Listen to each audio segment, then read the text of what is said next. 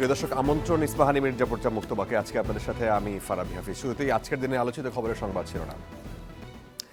দেশের প্রশ্নে একতা, এই শিরোনামে আজকে আমরা এই অনুষ্ঠান করছি।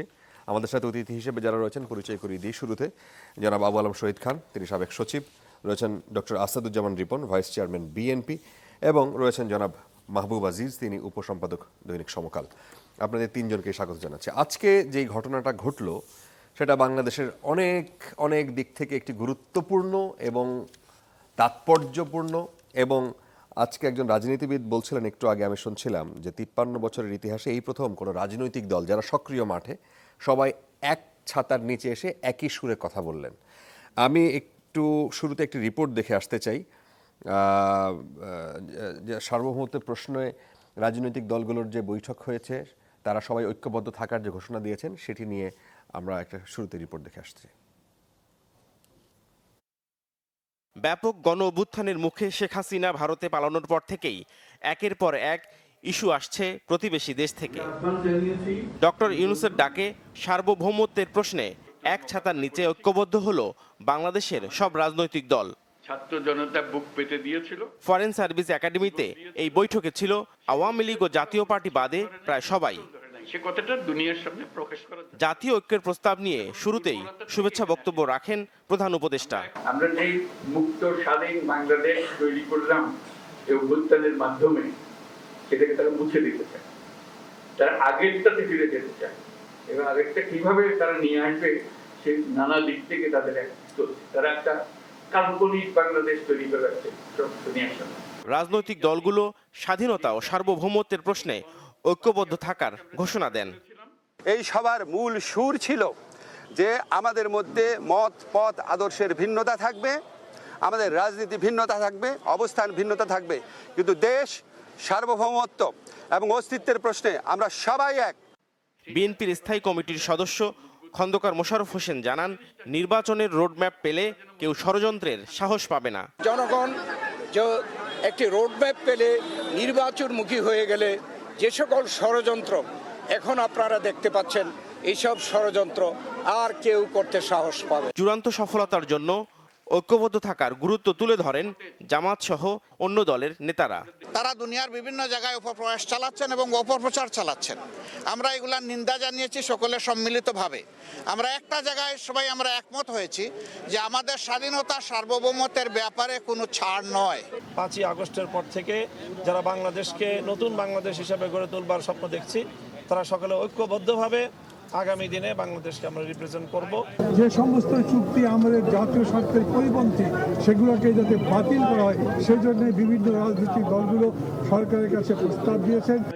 বৃহস্পতিবার ধর্মীয় নেতাদের সাথে বৈঠক করে জাতীয় ঐক্যের রূপরেখা তুলে ধরবেন প্রধান উপদেষ্টা।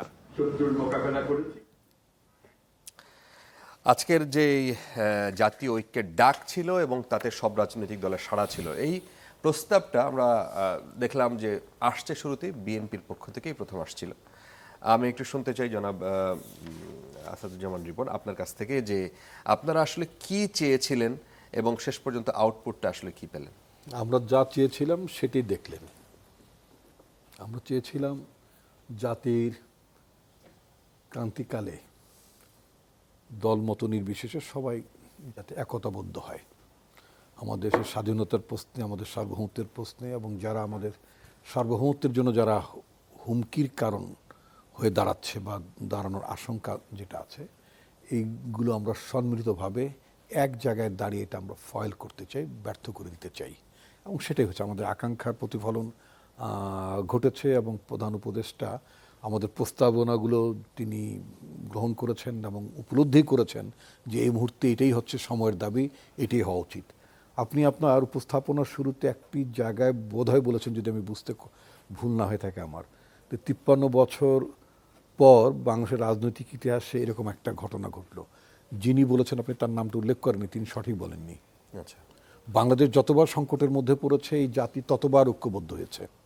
আমি যদি 75 সালের 15 আগস্টের পরে, তখন কিন্তু এক ধরনের একটা সংকট ছিল। আপনি আপনার জানার কথা নিশ্চয়ই, এগুলো তো বই পুস্তকে আছে। সেটা হচ্ছে যে আপনার তখনও কিন্তু ইন্ডিয়ার তরফ থেকে একটা অস্থিতিশীলতা তৈরি করার একটা চেষ্টা ছিল, হিল ট্রাক্টসে এবং বাংলাদেশের সীমান্ত এলাকাগুলোতে, এবং কাদের সিদ্দিকী বলে এক ভদ্রলোক আছেন যিনি এখন একটা মানে তার একটা দলেরও প্রধান, তিনি ওদের কি বাংলাদেশ কৃষক শ্রমিক কি যেন আওয়ামী লীগ বা এরকম একটা কিছুর নাম, জনতা লীগ, সরি কৃষক শ্রমিক আওয়ামী লীগ তো বাকশাল, তো ওনারটা হচ্ছে জনতা লীগ। তো এই কাদের সিদ্দিকী এবং তার লোকজনদেরকে দিয়েও কিন্তু আপনার ৭৫ সালের ১৫ই আগস্টের পরে বাংলাদেশকে অস্থিতিশীল করার চেষ্টা করতো সীমান্ত এলাকায়। সেখানেও আমাদের সেনাবাহিনীর বিরুদ্ধে, আমাদের তৎকালীন বিডিআরের বিরুদ্ধে এরা টুকটাক ঝামেলা করতেন। ফাইনালি বাংলাদেশের ঐক্যবদ্ধ প্রতিরোধের কাছে এরা পিছু হটেন এবং তারা এক পর্যায়ে উপলব্ধি করেন যে এইভাবে আসলে বাংলাদেশকে তাদের কাঙ্ক্ষিত জায়গায় ওই বাকশালের খাপের মধ্যে ঢোকানো সম্ভব না। ঠিক আছে, আমি এই কথাটা বোধহয় আজকে বোধহয় আবার তৃতীয়বার বলতে হচ্ছে, দুঃখিত আপনি যে দর্শকরা যদি পুরনো দর্শক যদি আবারও শুনে থাকেন। আমি মাঝে মধ্যে এই সিনারিওটার সাথে একটা কম্পেয়ার করি, অনেকটা কলা খাওয়ার মতো। কলা খেতে হলে কলাটা ছুলতে হয়, ঠিক আছে? ইটস নট এ কুল বরে যে আপনি পুরোটা চাবিয়ে ঠাবিয়ে খেয়ে ফেলেন, it's not like that, even it is not an apple. কলার খোসা সহ খাওয়া যায় না, ফলে খোসাটাকে ছুলতে হয়। তো খোসাটা যখন ছোলা হয়ে যায়, তো এরপরের কলাটাকে ওই খোসাটাকে আবার যদি আপনি নাও খেতে চান, মনে করেন খুললেন আর খেতে চাচ্ছেন না বা খেতে পারছেন না, ইচ্ছে করলে কলা তার পূর্বের শেপে আর যাবে না, কারণ এটা খোসা ছড়া হয়ে গেছে। শেখ হাসিনা পালিয়েছে, তার অনুগত গোলামরা, দুর্বৃত্তরা, লুণ্ঠনকারীরা, সেটা ব্যবসায়ী বলেন, সেটা সামরিক বাহিনীর কিছু অংশের লোক বলেন, রিটায়ার্ড অথবা পুলিশের ঊর্ধ্বতন লোকজন বলেন, সিভিল প্রশাসনের লোক বলেন, ব্যবসায়ী বলেন, এবং বর্তমান মানে ইমিডিয়েট পাস্ট পার্লামেন্টের, কথিত পার্লামেন্টের, ওটা তো একটা ফেক পার্লামেন্ট ছিল, ওই ফেক পার্লামেন্টের যারা মেম্বার এবং তার আগে যারা ছিলেন, এই বাংলা একটা শব্দ হচ্ছে ১৪ গোষ্ঠী বলি আমরা আক্রমণ করি না, এই শেখ হাসিনা এবং তার ১৪ গোষ্ঠী, মানে রাজনৈতিক ১৪ গোষ্ঠী, সব সাংগাতরা। I must say I want to use that word, সাংগাত। এই সাংগাতরা দেশ ছেড়ে পালিয়েছে। তো দেশ ছেড়ে পালাবার পরে পৃথিবী ইতিহাসে এই ধরনের ঘটনা বাংলাদেশ এবং শেখ হাসিনার নেতৃত্বাধীন আওয়ামী লীগ ছাড়া পৃথিবীতে এরকম ঘটনার ঘটেনি। সুতরাং যদি ইউনূস সাহেব বলেছেন যে তারা অন্য এক ধরনের বাংলাদেশ ফেরত চায় বা ইত্যাদি, ইটস নট পসিবল। আমি ওনাকে আশ্বস্ত করতে চাই যে কলা ছোলা হয়ে গেছে, ও কলার আর আগের শেপে যাবে না। শেখ হাসিনা পালিয়েছে, তার সাংঘাতরা পালিয়েছে, এই সাংঘাতদের স্থান বাংলাদেশের রাজনীতিতে আর কখনই হবে না। It is crystal like clear. অতএব এটা নিয়ে কোনো আশঙ্কার ব্যাপার নেই। তারপরেও ওদেরকে কেন্দ্র করে ভারত ঠিক পোস্ট 75-এর সিচুয়েশনে যে ট্রাবলগুলো ক্রিয়েট করতে চাইতো, সেগুলো তাদের সেই অ্যাটেম্পটও ফেল হয়েছে, তারা সেটা কিন্তু সফল হননি। কারণ ঐক্যবদ্ধ জনগণের প্রতিরোধের কাছে, তাদের আকাঙ্ক্ষার কাছে সমস্ত ষড়যন্ত্র নস্যাৎ হয়ে যায়। আপনি এটা ইরানের দিকেও খেয়াল করতে পারেন। ইরানের গভর্নমেন্টকে ডিসলজ করার জন্য মার্কিন যুক্তরাষ্ট্র এবং তার অ্যালিদের তো মানে প্রচেষ্টার কোনো কমতি ছিল না।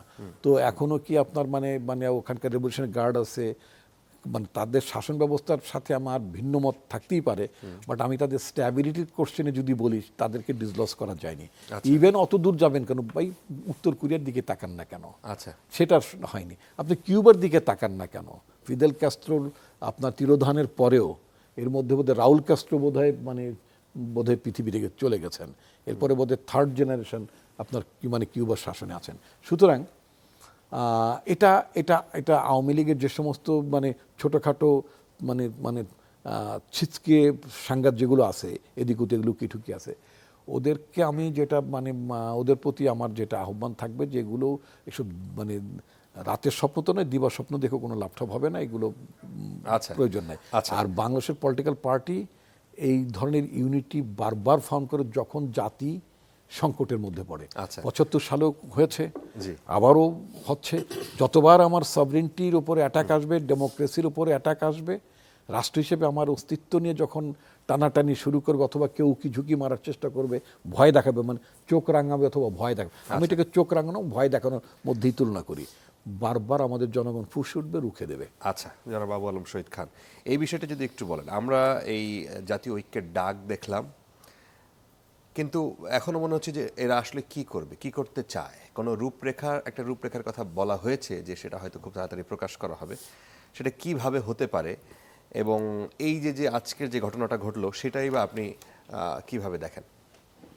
না, এটা তো একটা ভালো উদ্যোগ বা ভালো একটা ঘটনা, ভালো ইভেন্ট, অথবা একটা এই যে আপনি যেরকম বলছিলেন যে এত বছরের মধ্যে আপনি দেখলেন যে এরকম একটা ঘটনা ঘটলো। না, এটা একটা রাজনৈতিক দলের নেতা, একটু আগে ব্রিফিং শুনছিলাম, তিনি বলছেন না, ওই তো এটা ঘটলো। ওনারও পুরোনো কাহিনী মনে এটা এটা এটা মানে এমন একটা সময় যখন আমাদের স্বাধীনতার সার্বভৌমত্ব নিয়ে কিছু সন্দেহ, অবিশ্বাস বা কোনো ষড়যন্ত্র এরকম ঘটছে, এটা আমাদের যখন মনে হয়েছে, তখন জাতীয় ঐক্যের জন্য বর্তমান অন্তর্বর্তীকালীন সরকার প্রধানের কাছে যে আহ্বান জানানো হয়েছে, সেই আহ্বানে সাড়া দিয়ে উনি সকলকে ডেকেছেন এবং কথা বলেছেন।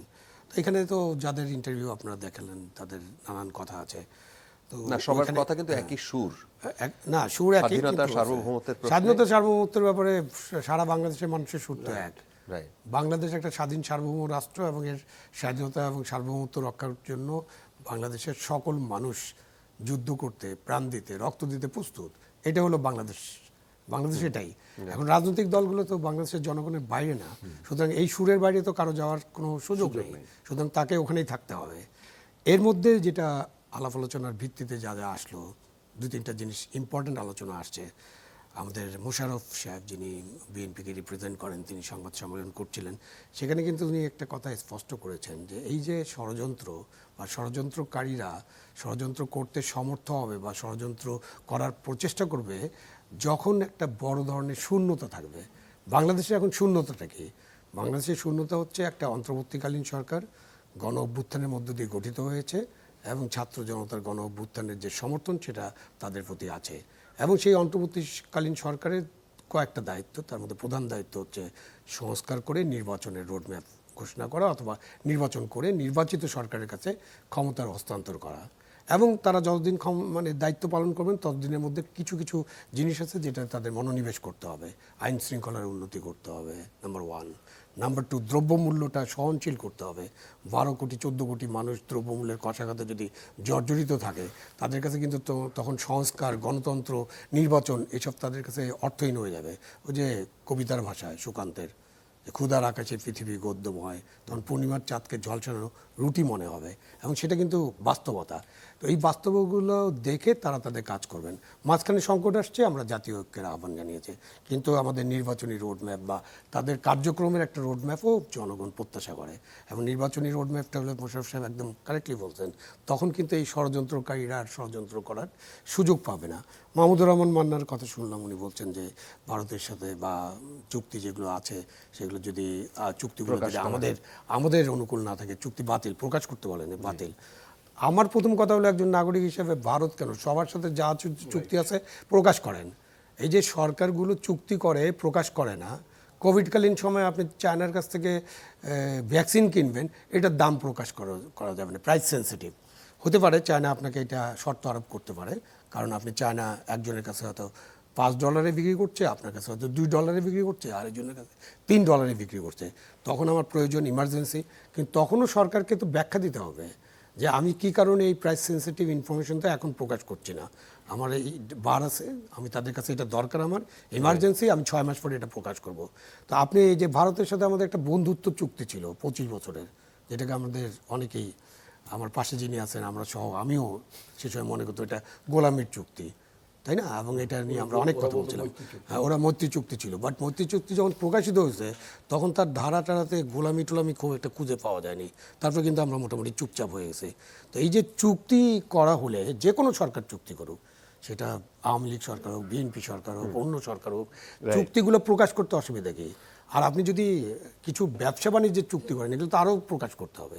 কেন ধরেন আদানির সাথে আপনি চুক্তি করলেন, প্রকাশ করবেন না কেন?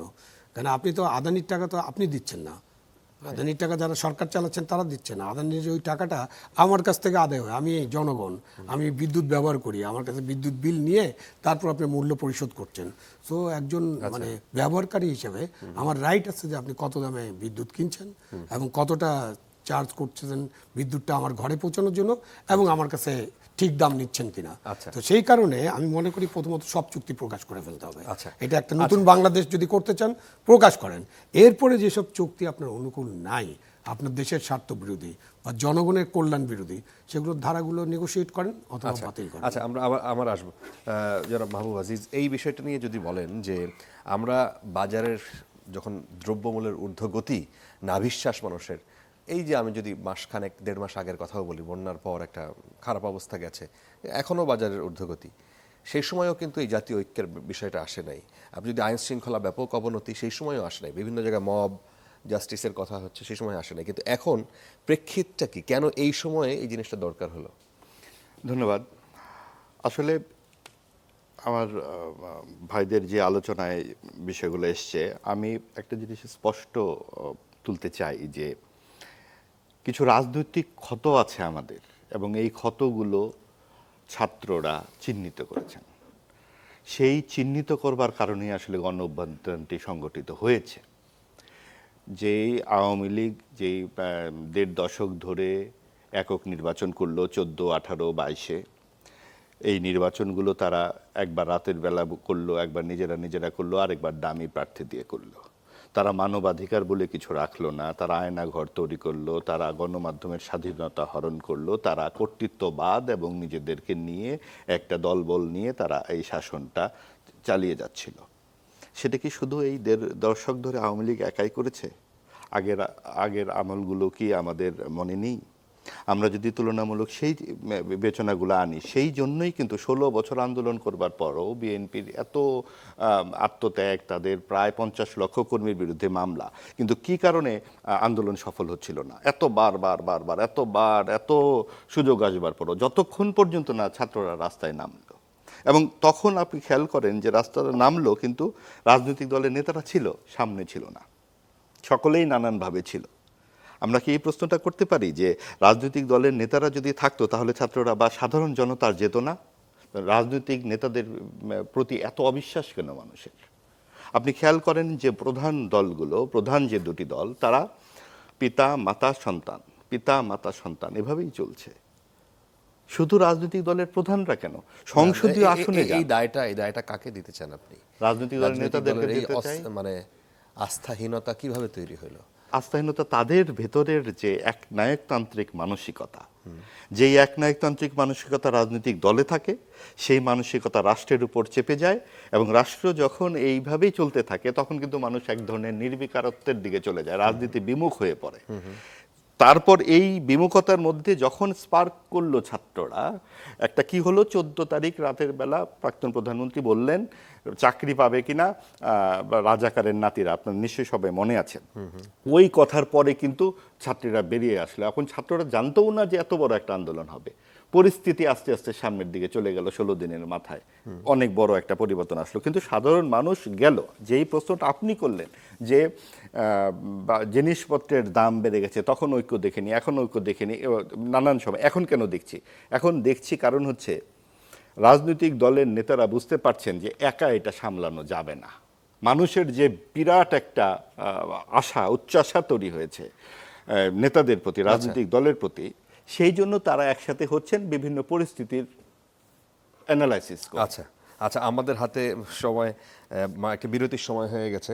আমরা আসলে এই যে আমরা হেডলাইনেও পড়ছিলাম যে ভারতের পররাষ্ট্র সচিব আসছেন আগামী সপ্তাহে, ভারতের যে প্রোপাগান্ডা হচ্ছে এই বিষয়গুলো নিয়ে, এবং তার প্রেক্ষিতেই যেহেতু এরকম একটা জাতীয় ঐক্যের ডাক আসছে, বাংলাদেশের আসলে করণীয়টা কি, সেই বিষয় নিয়ে আমরা বিরতির পর আলোচনা করতেছি।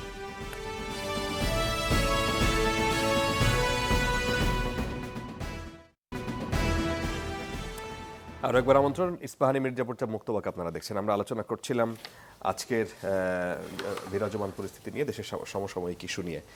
ভারতের সাথে বাংলাদেশের সম্পর্ক যেই জায়গাটায় দাঁড়িয়েছে, ভবিষ্যৎ কি সেটা নিয়ে একটা প্রশ্ন। এখন আজকে সেটা, এই প্রশ্নটা পরে আসছে, কিন্তু আজকে যে জাতীয় ঐক্য দেখলাম, সেখানে আওয়ামী লীগ ছিল না এবং জাতীয় পার্টি ছিল না। এই বিষয়টাকে আপনারা কিভাবে দেখছেন? শহীদ ভাইকে জিজ্ঞেস করি। না, জাতীয় ঐক্য যখন আপনি ওই জাতীয় ঐক্য বলবেন কোট অ্যান্ড কোট, তখন তো সব দল, সব মত, সব পথ, সব আদর্শকে আনতে হবে। কিন্তু বর্তমান পরিস্থিতি তো যাদেরকে বাদ দেওয়া হয়েছে তাদেরকে আনার সুযোগ নেই। তো সেটা সেইভাবেই দেখতে হবে। জাতীয় তারা- ঐক্য তো ওদের বিরুদ্ধেই। তাদের জাতীয় ঐক্যটা হচ্ছে এখন ফ্যাসিবাদ বিরোধী, Right. স্বৈরাচার বিরোধী বা স্বৈরাচারের দশর ফ্যাসিবাদ যারা কায়েম করেছিল দেশে, যারা দেশে গণতন্ত্র হত্যা করেছে, নির্বাচন করতে দেয়নি, হ্যাঁ, আরও অনেক অনেক অনেক কথা। তো সেই কারণে তাদেরকে বাদ দিয়ে একটা জাতীয় ঐক্য হচ্ছে। ওই অর্থে ভারতের দিকে যখন তাকাবেন তখন কিন্তু তাদের জাতীয় ঐক্যর শেপটা আর আমাদের খুব ডিফারেন্ট। সেখানে কিন্তু যত দল আছে পার্লামেন্টে, সব দল কিন্তু এইসব বিষয় যখন কোনো ঐক্যের প্রয়োজন হয়, কোনো ক্রাইসিস হয়, তখন সব দল মিলেই তারা কাজটা করে, যেটা আমরা আমাদের দেশে করতে পারছি না। হয়তো অদূর ভবিষ্যতে, আরও ভবিষ্যতে, হয়তো 10 বছর 20 বছর পরে যখন আমরা জাতীয় ঐক্যের চিন্তা করব, তখন যেসব দল, রাজনৈতিক দল থাকবে, সব রাজনৈতিক দল যে থাকবে 20 বছর পরে এরকম তো নয়। নতুন রাজনৈতিক বন্দোবস্ত, নতুন দল, নতুন চেতনা, নতুন আদর্শ আসতে পারে।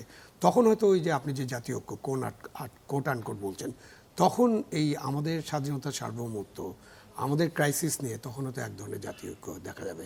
আপাতত আমরা যেটা দেখছি সেটা এখনকার জাতীয় ঐক্য। ছোট করে একটু এই বিষয়টা একটু রিপন ভাইয়ের কাছ থেকে শুনি। বিরতি দিলেন 10 মিনিট কথা বলবো, মানে ছোট করে। হ্যাঁ, এইটা একটু ছোট করে শুনি। এটা আমরা কেমন কথা? ভারত ইস্যু নিয়ে আপনার কাছে প্রশ্ন আছে, তাই আর কি। তো জাতীয় পার্টি নাই এর মধ্যে। জাতীয় পার্টি থাকবে কেন? ওদের জন্য এত আপনার মায়া কান্না কেন?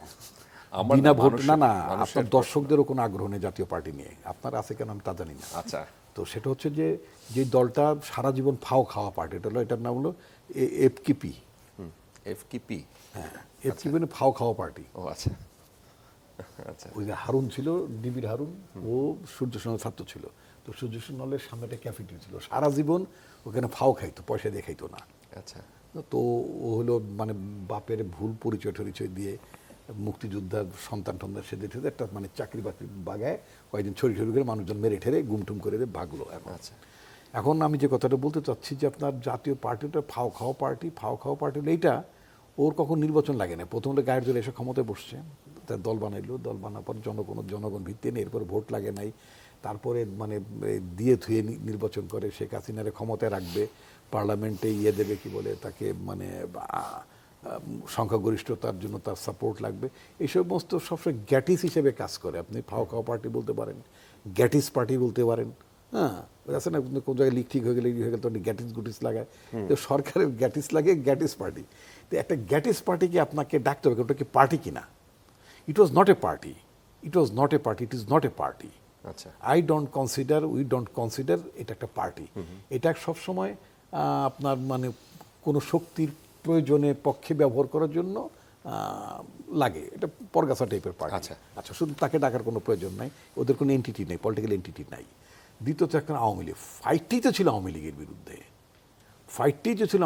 বিরুদ্ধে, উনি ভারতের উদাহরণ টেনেছেন। তো ভারতে তো কংগ্রেসকে তো পালিয়ে যেতে হয় না, ওরা তো একটা প্রথাগত রাজনীতি করে, ওরা দেশের মধ্যেই থাকে। বা এর আগে যখন অটল বিহারী বাজপেয়ী যখন বিজেপির নেতা ছিলেন, প্রধানমন্ত্রী, তার দল যখন পরাজিত হলো, তাকেও পালিয়ে যেতে হয় নাই। 10 বছরের মতো 2টো টার্মে আপনার মানে কংগ্রেসই তো ছিল 2টো টার্মে, তাদের পালাতে হয়নি।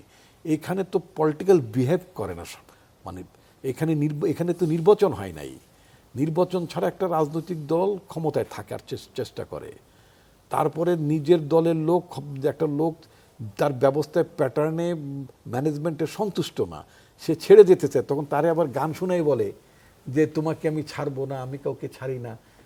উনি মানে মমতাজের ফ্রেন্ড, তো যে মমতাজ বলে একটা গায়িকা আছে না, জি, মানে পার্লামেন্টে ছিল শেখ হাসিনা, ওনার গোত্রেরই তো, একই গোত্রের।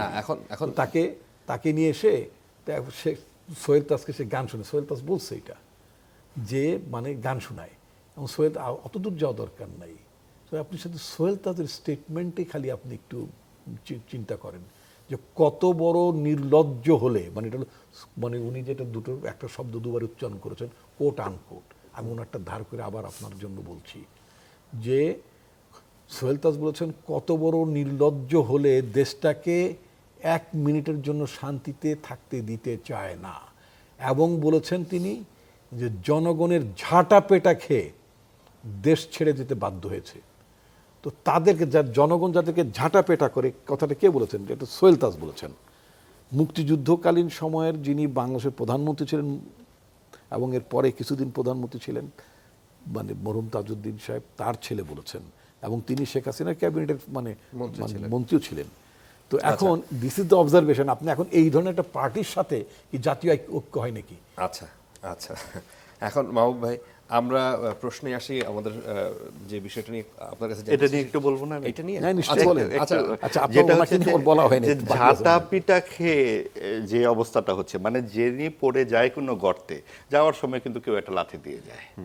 আওয়ামী লীগ কি করেছে, শেখ হাসিনা কি করেছেন, কিভাবে দুর্বৃত্তায়ন হয়েছে সবাই জানি আমরা, এবং কাজেই এখন আর তাদেরকে বকাবদ্ধ করা নতুন কিছু নাই। কিন্তু এর পেছনের যে ক্ষত চিহ্নগুলো, রাজনৈতিক যে দুর্বৃত্তায়নের যে বিষয়গুলো, বকাবদ্ধ করার আসলে কিছু আছে। নাই। আমি বলছি যে আওয়ামী লীগ নতুন- ধরেন 17 বছর বা 18 বছর ক্ষমতায় থাকা অবস্থায় শেষ দিন পর্যন্ত ধরেন বিএনপিকে গালি দিয়ে গেছে। বিএনপি ক্ষমতায় ছিল আরো 18 বছর। এখন আমরা আওয়ামী লীগকে গালি দেবো আরো 18 বছর, না, এই তো সেটা এখন কি সবাই করেন? এখন বলবে। আওয়ামী লীগের জন্য আপনি কি করতে না, চাচ্ছেন? আমি- আপনার আওয়ামী লীগের জন্য দয়ের জায়গাটা কোন না, বলেন না। আমি বলতেছি যে তো clear করেন আমি public ক্লিয়ার এর করছি, একটু কথা বলতে দেন। সেটা হচ্ছে বিএনপি, আপনি জাতীয় পার্টির বিরুদ্ধে তো অনেক কিছু বললেন।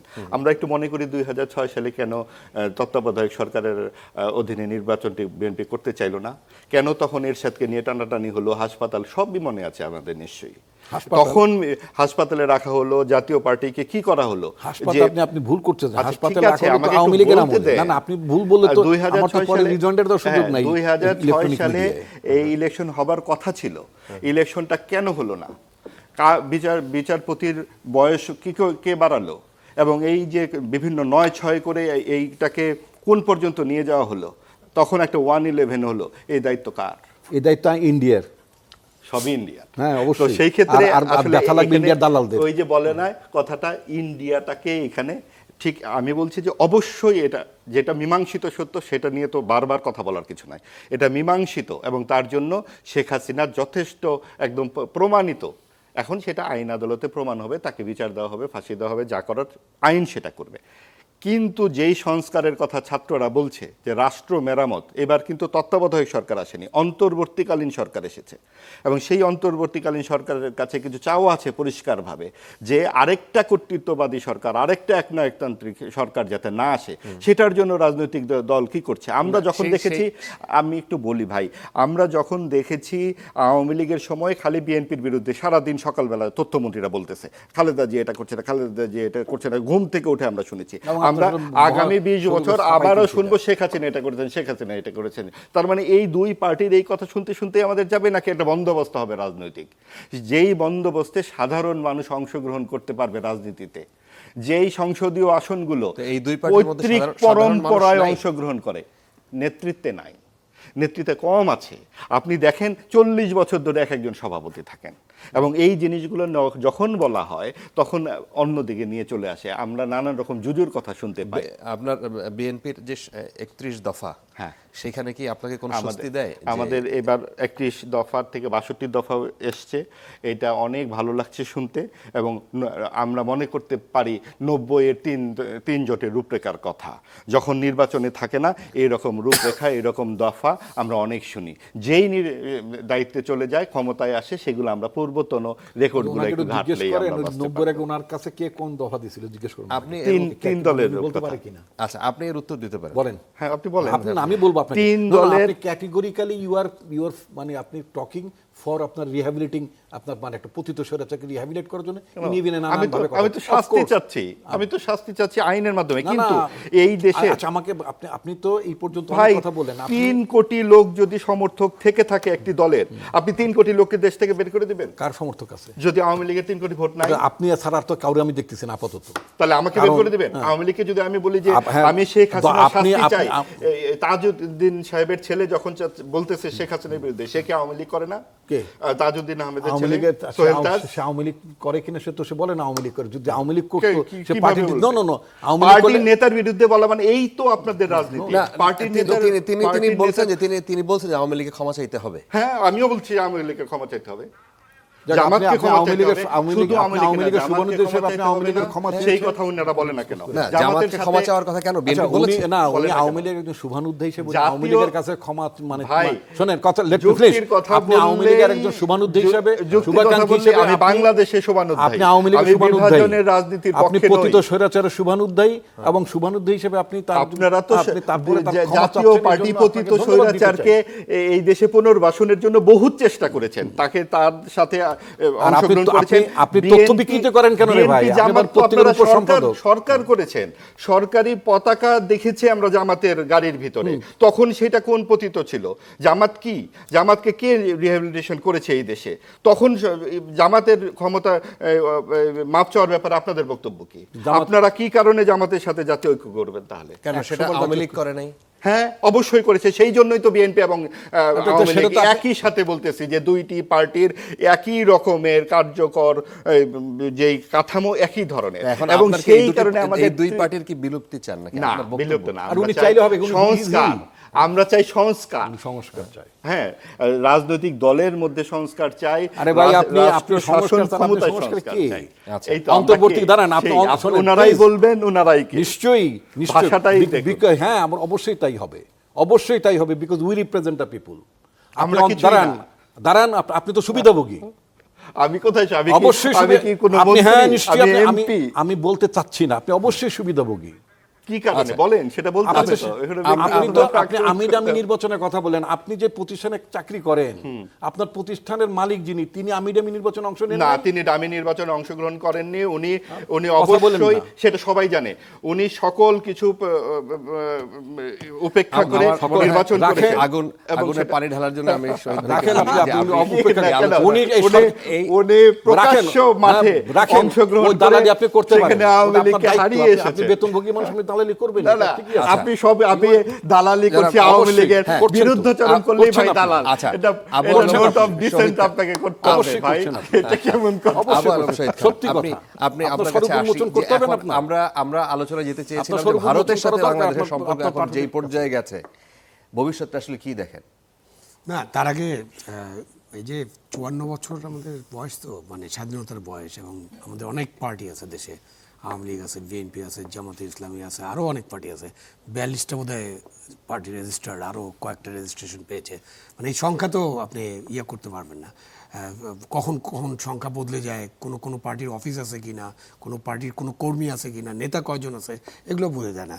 তো বাংলাদেশে 54 বছর, মানে এই যে আমরা যে সংস্কারের কথা বলছি, সংস্কার কিন্তু একটা চলমান প্রক্রিয়া, এবং বাংলাদেশে এই 54 বছর ধরে সংস্কারটা করা উচিত ছিল, যে 3 জোটের রূপরেখা। এটা কিন্তু একটা বড় ধরনের সংস্কার প্রপোজাল, যেটা বিএনপি, আওয়ামী লীগ, জামাতে ইসলাম সবাই এগ্রি করেছিল। কিন্তু আমরা এরশাদ সাহেবের পতনের পরে প্রথম 10 বছর আমরা যে দুটা আমল দেখেছি, বেগম খালেদা জিয়ার পপুলার ভোটে নির্বাচিত একটা সরকার, 91 থেকে 96, 96 থেকে 2001, তখন কিন্তু আমরা এই গণতান্ত্রিক সংস্কৃতির বেশ উন্নয়ন লক্ষ্য করেছি, এটা এবং শাসন ব্যবস্থার উন্নয়ন লক্ষ্য করেছি, গভর্নেন্স ভালো ছিল।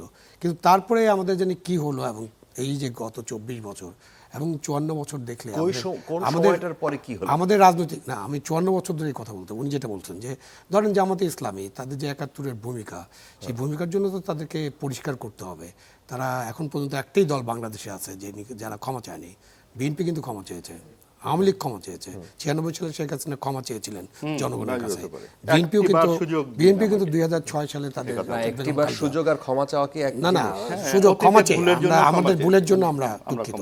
সুতরাং এই যে দেশের রাজনীতিতে আপনি যদি কোনো ভুল করে থাকেন, আপনি যদি কোনো কিছু আপনার ব্যত্যয় ঘটে থাকে, আপনি জনগণের কাছে বলতেই পারেন, এটা বলতে পারেন। এবং এটা এখন যে 31 দফা বা এখন যে সমস্ত প্রপোজাল আসছে, এই প্রপোজাল তো বিএনপি আগে দেয়নি। 91 সালের কথা চিন্তা করেন, বিএনপি তখন কিন্তু তাদের কনস্টিটিউশনে প্রেসিডেন্সিয়াল পদ্ধতি, 16-17 সালে আমরা, তাই না? তারপরে তারা ইয়েতে আসছে, পার্লামেন্টারি সিস্টেম অফ গভর্নমেন্ট তারা মেনে নিয়েছে, এবং সবাই একসাথে কিন্তু তারা কাজটা করেছে। এখন যে আলোচনাটা আসছে সেটা খুব গুরুত্বপূর্ণ, যে আমরা কিছু সংস্কারের প্রোগ্রাম করে, আর যাতে ফ্যাসিবাদী যে কাঠামো, সেই কাঠামো যেন আবার আসতে না পারে, যেটা রিপন ভাইরাও নিশ্চয়ই চান, যে তারাও এখন যে বিশ্বাস করেন না যে এক দলের কাছে সমস্ত কিছু ক্ষমতা থাকবে, সেই দলটাই চালাবে, আর বাকি সব দলকে মাইনাস করে দিব, নির্মূলের রাজনীতি করব, বিভাজনের রাজনীতি করব। এখান থেকে বেরিয়ে এসে একটা সংস্কারের মধ্য দিয়ে বাংলাদেশকে সামনে এগিয়ে নিয়ে যেতে হবে। এখন ভারতের সাথে আমাদের সম্পর্ক তো খুব ইম্পর্টেন্ট একটা সম্পর্ক। ভারত আমাদের প্রতিবেশী, আপনি শত্রু বন্ধু যে কাউকে বানাতে পারবেন, চেঞ্জ করতে পারবেন, প্রতিবেশী চেঞ্জ করতে পারবেন না। 4000 কিলোমিটার আপনার বর্ডার, এবং পাশে আবার বার্মাও আছে। তো সুতরাং বার্মাটাও যদি আলোচনা আনেন, তাহলে আমাদের যে পলিসি, ফরেন পলিসি কিন্তু পরিষ্কার। এই পলিসি কিন্তু সবসময় আছে, যা কারোর সাথে শত্রুতা না, সকলের সাথে বন্ধুত্ব, এই আমাদের ফরেন পলিসি। সুতরাং ডিপ্লোম্যাটিক যে আপনার কাজগুলো, সেই কাজগুলো আমরা করতে থাকবো। এবং ভারত যদি আমাদের কোনো বাধা সৃষ্টি করে, যেই কারণে আজকে ভারতের নানান যে টিভি, অমুক টিভিতে এই প্রচারণা, ভারতের সরকারের এই বক্তব্য, ইসকন, সব মিলিয়ে কিন্তু একটা সংকটের মধ্যে আজকে একটা জাতীয় ঐক্য যাদেরকে বাদ দিয়ে করা দরকার, সেটা ক্লিয়ার করা হলো যে কেন তাদেরকে ডাকা হয়নি, তাদেরকে নিয়ে আপনার একটা জাতীয় ঐক্যের ডাক দিচ্ছেন। বাট এই যে ঐক্যের ডাক এবং এই যে আমাদের যে স্বাধীনতা সার্বভৌমত্ব রক্ষা করার জন্য যে আমাদের সংগ্রাম, এটা কিন্তু আমাদের 18 কোটি মানুষের সংগ্রাম। এটা কোনো দলের, কোনো বিশেষ গোষ্ঠীর সংগ্রাম না, এটা তাদের মধ্যে প্রথিত করতে হবে। এটা যদি ওই রকম জাতীয় ঐক্য শুধুমাত্র যদি আমরা মিটিং করি, চা খাই, তারপরে একটা সামনে এসে বক্তৃতা দিলাম, সেই জাতীয় ঐক্য দিয়ে ফাইনালি আসলে কিছু অ্যাচিভ করা যাবে না। সেই জাতীয় ঐক্যকে জনগণের মধ্যে নিয়ে যেতে হবে এবং জনগণকে সাথে নিয়ে এগোতে হবে এবং একটা রাজনৈতিক বন্দোবস্তের মধ্য দিয়ে দেশটাকে সামনে এগিয়ে নিয়ে যেতে হবে। সংস্কার হবে, সংস্কার চলতে থাকবে এবং অন্যান্য রাজনৈতিক দল যে রাজনৈতিক বন্দোবস্তের ব্যাপারে আমরা ঐক্যমত্যে পৌঁছবো, সেখানে তাদের কমিটমেন্ট থাকতে হবে এবং তারা যেন যে যাতে আবার উনি বলতে না পারেন যে 3 জোটের রূপরেখা ছিল, আপনারা কইছিলেন মানবেন, এখন তো মানেন না, এইটা যেন আর ভবিষ্যতে বলতে পারে না। এটা হলো রিপন ভাই যেহেতু এখানে আছেন, উনি একটা দলকে রিপ্রেজেন্ট করেন, সেই দলের একটা উচ্চ পর্যায়ের নেতা, তাহলে ওনার কাছ থেকে কি কমিটমেন্ট চাবেন আপনি? দর্শকরা কি জানতে চায় যে হ্যাঁ রিপন সাহেব, আপনার দল যদি ক্ষমতায় যায় তাহলে আপনারা গণতন্ত্র কীভাবে করবেন, মানবাধিকারের ব্যাপারে কি করবেন, আপনাদের সেই ডিজিটাল সিকিউরিটি আইন কি করবেন, স্পেশাল পাওয়ার অ্যাক্ট নিয়ে তো অনেক কথা বলছেন, সেটা থাকবে কি না, হ্যাঁ, জঙ্গলি আইনগুলোর ব্যাপারে কি করবেন, সেই সব ব্যাপারে তো নিশ্চয়ই একটা আলাপ আলোচনা হতে হবে এবং একটা বন্দোবস্ত হতে হবে এবং সেগুলোই তাদের কিন্তু পয়েন্টস হবে জনগণের কাছে ভোট চাওয়ার জন্য। এবং সেই ভিত্তিতে জনগণ যদি ওনাদেরকে নির্বাচিত করে, নিশ্চয়ই তারা দায়িত্ব নেবেন। আমরা ক্ষমতা শব্দটা এখন এড়িয়ে যাচ্ছি, দায়িত্ব নেবেন, দায়িত্ব নিয়ে জনগণের সেবা করবেন এবং পরবর্তীতে আরেকটা নির্বাচনের মাধ্যমে জনগণ যদি অন্য কাউকে মনে করে তাদের ভোট দেবেন। এখন রিপন ভাইকে জিজ্ঞেস করি, দলের ভারপ্রাপ্ত চেয়ারম্যান তিনি সংস্কারের কথা বলছেন এবং তিনি সব জায়গায় দেখলাম সব লেভেলের নেতাদের সাথে কথা বলছেন, ইউনিয়ন পর্যায়ে পর্যন্ত দেখলাম। এটা খুবই ভালো একটা গুড সাইন। এখন বিষয় হলো যে আমরা কিন্তু এই অন্তর্বর্তীকালীন সরকারের আমলে যেই সংস্কারের কথাগুলো উঠছে, আমরা কিন্তু এখন বলছি না। এই সংস্কারের কথা আমরা আরো 10 বছর আগে থেকে বলছি। উনি মাঝখানে টিপ্পনি কেটে বললেন বিরোধী থাকলে বলেন, তো বিরোধী থাকলে তো অন্যরা বলেন না, তো বিএনপির যেটাই ভালো হচ্ছে সেটা ওনার গায়ে লাগে, ওনার সেটা পছন্দ হয় না। আমি খুব ক্যাটেগরিক্যালি আপনার দর্শকদের সামনে বলতে চাই, বিএনপি যে ভালো কথাটা বলছেন ওনার সেটা মাহবুব আদিস সাহেবের, এই সমকাল পত্রিকার উপর সম্পাদক সাহেবের সেটা খুব পছন্দ হয় না, ওনার একটি টিপ্পনি কাটতে হবে। উনি বলেছেন 57 বিএনপি বিচারপতিদের বয়স বাড়ি, ইয়েস, বিএনপির বিচারপতিদের বয়স বাড়ি, দ্যাট ইজ দ্য রিয়ালিটি। এখন সরকারি কর্মকর্তাদের বয়স বাড়াতে হচ্ছে না, দ্যাট ইজ দ্য রিয়ালিটি। চাকরি প্রবেশের সময়সীমা বাড়াতে হচ্ছে না, দ্যাট ইজ দ্য রিয়ালিটি। মানুষের আপনার please please please please please don't please please রাখেন। আমরা যে 57 বছর বয়সের যে ব্যাপারটা বিএনপি করলো, বিচারপতিদের বয়স যে 2 বছর বাড়ালো, তো অন্য কোনো সরকার আওয়ামী লীগের সেটা বন্ধ করেছে, কমিয়েছে যে না বিএনপি খুব অন্যায় করেছে, অতএব এটা করা যাবে না, বিচারপতিদের বয়স কমাই দিতে হবে, করেছেন না। বর্তমান যে তত্ত্বাবধায়ক সরকার, ওই অন্তর্বর্তীকালীন সরকার যে 23 জন বিচারক নিয়োগ করলেন, সেই 23 জন বিচারক বাংলাদেশের সংবিধানে ক্যাটেগরিক্যালি লেখা ছিল যে বিচারপতি নিয়োগ করার ক্ষেত্রে আপনার সংসদ আইন প্রণয়ন করবে, আইন প্রণয়ন না করে আপনার মানে বিচারপতি নিয়োগ হয়ে গেছে। নির্বাচন কমিশনের সংস্কারের প্রস্তাবনা চলছে, এর মধ্যে নির্বাচন কমিশনের মানে আপনার কমিশনার নিয়োগ হয়ে গেছে। তো এই দুর্নীতি দমন কমিশন নিয়ে আলোচনা হচ্ছে, দুর্নীতি দমন কমিশনের আপনার মানে সদস্য যদি নির্বাচিত হয়ে যায় তাহলে তো সংস্কারের কোনো প্রয়োজন পড়ে না। আমাদের পার্টি ক্ষমতায় এসে যখন আমি মেজরিটি পেলাম, তখন তো আমার দেশ তো তখন রাষ্ট্রপতি শাসন ব্যবস্থা ছিল। রাষ্ট্রপতি শাসন ব্যবস্থা তো অগণতান্ত্রিক শাসন ব্যবস্থা না। মার্কিন যুক্তরাষ্ট্রের রাষ্ট্রপতি ব্যবস্থা চলে না, ফ্রান্সে এ কাইন্ড অফ রাষ্ট্রপতি শাসন ব্যবস্থা চলছে না। Do you know the name of the prime minister of France? জানেন না, বিকজ এখানে প্রেসিডেন্ট এখানে মুখ্য ব্যক্তি। তো আপনি চীনের প্রধানমন্ত্রীর নাম আমাদের অনেকেরই মনে থাকে না, চীনের প্রেসিডেন্ট শি জিনপিং এর কথা আমরা জানি না, জানি তো সিস্টেমটা কি, যে আপনার অ্যাপ্রোচটা কোন জায়গায়। তো বাংলাদেশে তো প্রেসিডেন্সিয়াল সিস্টেম ছিল, আচ্ছা fine, Sheikh Mujibur Rahman presidential system চালু করে গেছেন, জিয়াউর রহমান ছিলেন, এর পরবর্তী সরকারও ছিল। ম্যাডাম নিজে বলেন যে ম্যাডাম না আমাদের পার্টি চেয়ারপারসন, কিন্তু ডিসএগ্রি করলেও পারতেন। তিনি বলছেন যে না, সংসদীয় গণতন্ত্রে আসা যেতে পারে, হেড অফ দ্য গভর্নমেন্ট প্রধানমন্ত্রী হলে চলছে। তো সুতরাং বিএনপি ক্ষমতা, বিএনপি তো নিজে যেটা সে বাধ্য নয় এমন সংস্কারের কথাও তো বলেছে, করেছে। আচ্ছা, এখন রিয়েলিটিস এবং যেটা শহীদ ভাই যেটা বললেন, সংস্কারের প্রক্রিয়া আসলে চলমান থাকবে, তাই না? তো মুক্ত কি বলে মুক্ত মতের কথা বলি আমরা, সংবাদপত্রের স্বাধীনতার কথা বলি। তো যখন সংবাদপত্রের স্বাধীনতা নিয়ে যখন আওয়ামী লীগ কথাবার্তা বলতো, উনি কি একটা লেখায় দেখাইতে পারবে নাকি? উনি কোনোদিন বলছে নাকি যে হ্যাঁ এখন মুখে মুখে সংবাদপত্র স্বাধীনতা করে আওয়ামী লীগ এসব ক্ষমতা স্বাধীনতা নষ্ট করছে, বাক স্বাধীনতা নষ্ট করছে, একদলের শাসন ব্যবস্থা চালু করছে, সংবাদপত্র বন্ধ করছে? ডিডি সে এবার নো, বলবে না। তো বিএনপি বলছে, BNP out of power for many years, যেটা উনি বললেন যে কমিটমেন্ট, একটা পলিটিক্যাল পার্টির কমিটমেন্ট, এখনকার দিনে একটা কমিটমেন্ট লাগে। এখন শুধু প্রিন্ট মিডিয়া না, যে ছাপা হয়ে গেলে পুড়ে গেল, গোডাউন থেকে পত্রিকা গায়েব হয়ে গেছে, আসুজ্জামান রিপন কী বলছিল সেটার মনে নাই মানুষের, তারেক রহমান সাহেব কী বলছেন সেটা মানুষের মনে নাই। এখনকার দিনে তো মানুষ পয়েন্ট ধরিয়ে দেবে যে আপনি এটা বলেছিলেন সেদিন। আমাদের পার্টির অ্যাক্টিং চেয়ারম্যান গতকালকেও বলেছেন তার নেতাকর্মীদের উদ্দেশ্যে, যদি আপনারা কেউ ভুল ভ্রান্তি করেন বা করে থাকেন, গো টু দ্য পিপল, জনগণের কাছে যান এবং ক্ষমা চান।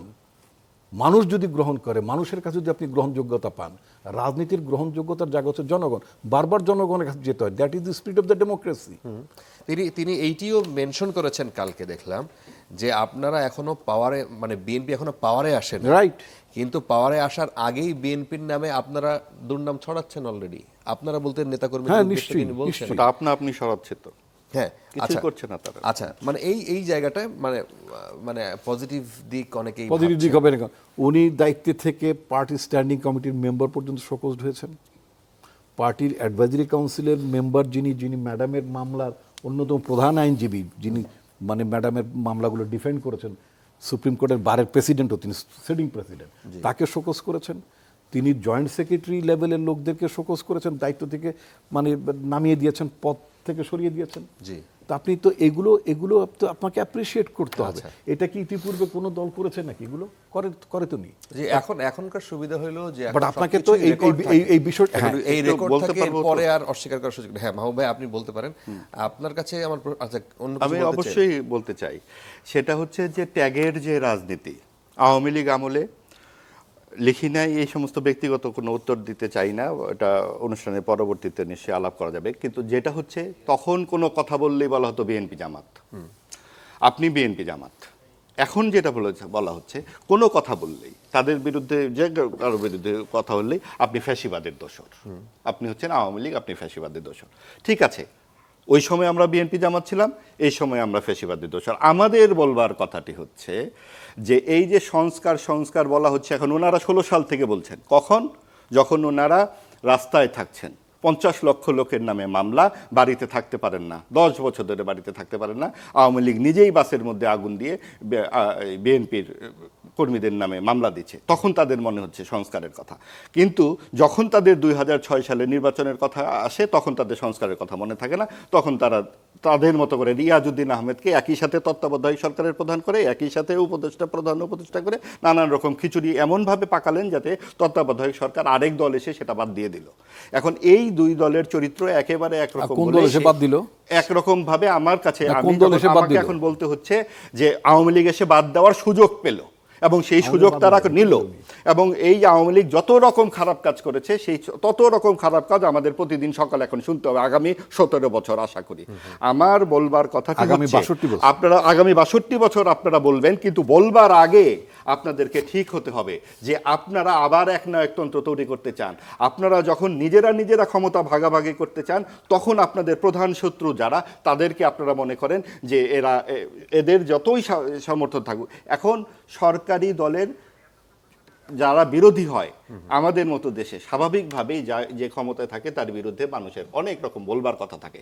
এনটি আওয়ামী লীগ একটা বিরোধিতা থাকে, কোথায় যাব? তখন তারা বিএনপির পক্ষে গেছে। আবার যখন বিএনপি ক্ষমতায় আসবে, এনটি বিএনপি হবে। এটা আমরা দেখেছি 91-এর নির্বাচন, 96-এর নির্বাচন, 2001-এর নির্বাচন। দেখেন 5 বছর পর চেঞ্জ হয়ে গেছে।